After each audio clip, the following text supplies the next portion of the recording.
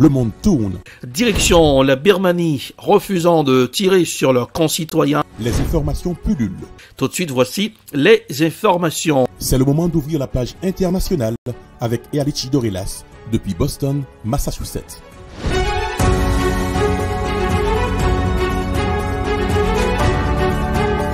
Mesdames, Messieurs, bonsoir, joyeux jeudi. Bienvenue dans la page internationale au grand journal du 14h. Avec vous depuis les newsrooms de la capitale des grandes universités du monde, Boston, Massachusetts, Erlich Dorelas, pour présenter cette page internationale. À Jacques Mel pour le grand journal, Chanel François Rubens assure les manœuvres techniques. Bonsoir aux auditeurs de la radio évangélique Hosanna 102.3 FM à Jacques Mel. La procureure générale de l'État de New York a annoncé mercredi des poursuites au civil contre Donald Trump et plusieurs de ses enfants dans l'enquête sur les pratiques fiscales de son groupe, la Trump Organization. Voici un reportage signé France 24. Chez les Trump, le business, c'est une affaire de famille. Il y a d'abord le père, Donald, ancien président américain et autoproclamé génie des affaires. Viennent ensuite ses trois enfants, Donald Jr., Eric et Ivanka, tous dirigeants dans la Trump Organization, la holding familiale qui concentre tous les actifs d'un vaste empire immobilier. C'est elle qui est au cœur de la procédure au civil lancée par l'État de New York. En cause, des pratiques commerciales et des bilans financiers jugés très suspects.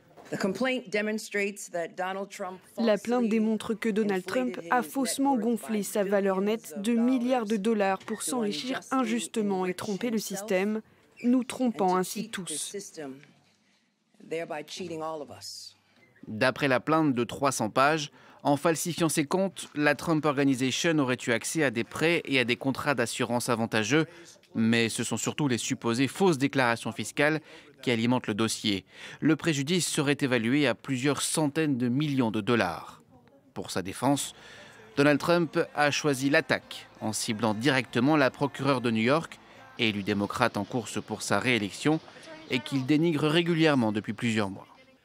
C'est une autre chasse aux sorcières par une procureure générale raciste, Laetitia James, qui a échoué dans sa course au poste de gouverneur. Lors de sa récente audition, Donald Trump était resté mutique face aux questions de la procureure qui a refusé tout règlement à l'amiable. Elle réclame à la famille Trump 250 millions de dollars pour réparation envers l'État.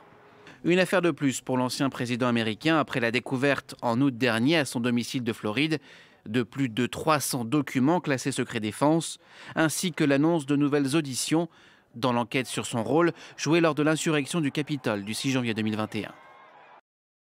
Le président russe Vladimir Poutine a ordonné une mobilisation partielle des citoyens russes après presque 7 mois de combat en Ukraine. Il a fait cette annonce mercredi lors d'une allocution télévisée. Voici un reportage signé CGTN News. Cette menace d'utiliser de telles armes est intervenue en même temps que le président Poutine a annoncé une mobilisation partielle des forces de réserve russes. Je souhaite rappeler à ceux qui se permettent de telles déclarations sur la Russie que notre pays dispose également d'une variété d'armes de destruction, et dans certains domaines même plus modernes que celles des pays de l'OTAN.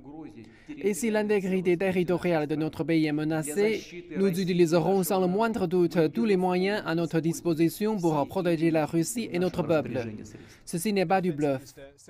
Le ministre de la Défense, Sergueï Shoigu, a déclaré que 300 000 conscrits seront mobilisés en fonction de leur expérience militaire et des compétences qu'ils ont à offrir à la soi-disant opération militaire spéciale en Ukraine.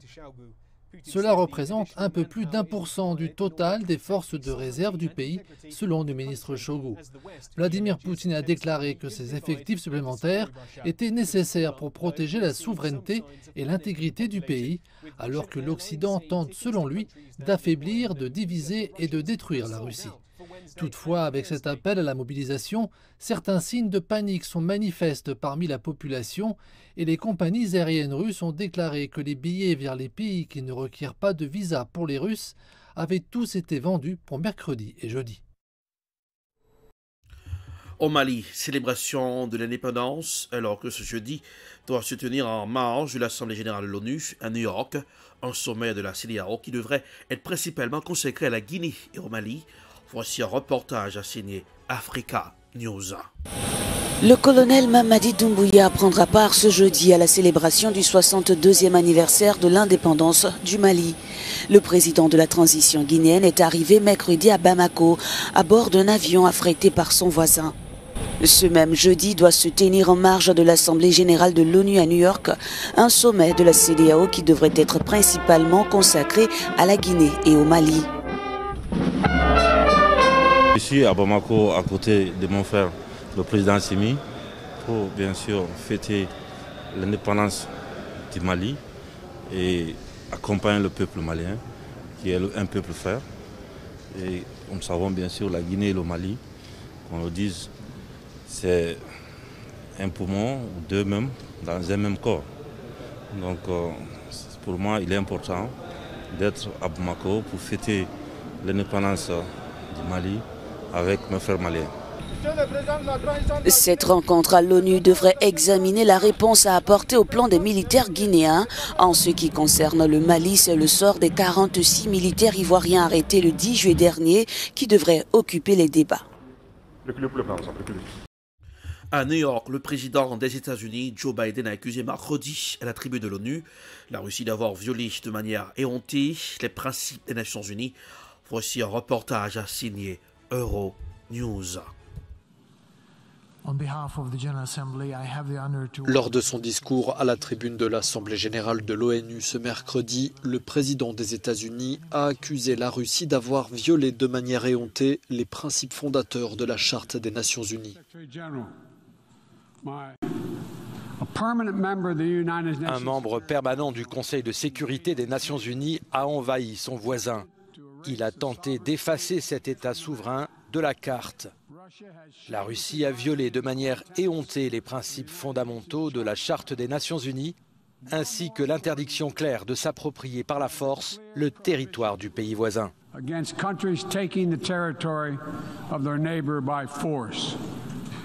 Face à l'invasion de l'Ukraine par un membre permanent du Conseil de sécurité, Joe Biden a appelé à réformer cet organe souvent paralysé par l'usage du droit de veto.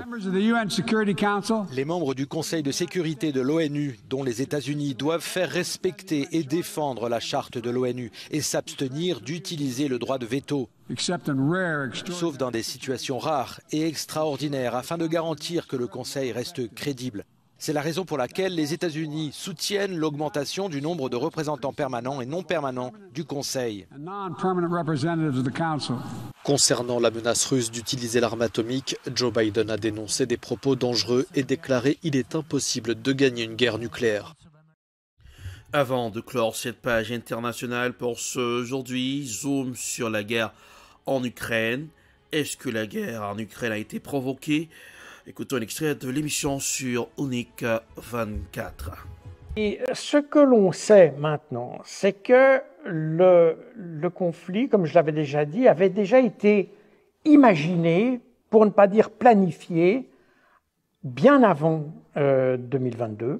J'avais déjà mentionné l'interview de Oleksiy Arestovitch, qui est un conseiller de Volodymyr Zelensky, qui en mars 2019 avait déjà expliqué que l'Ukraine devait entrer en guerre avec la Russie et que la Russie devait être vaincue pour que l'Ukraine gagne son ticket d'entrée dans l'OTAN. Ça, c'est ce que Oleksiy Arestovitch dit, et il le dit en précisant que le conflit ouvert, donc armé, se déroulerait entre 2021 et 2022.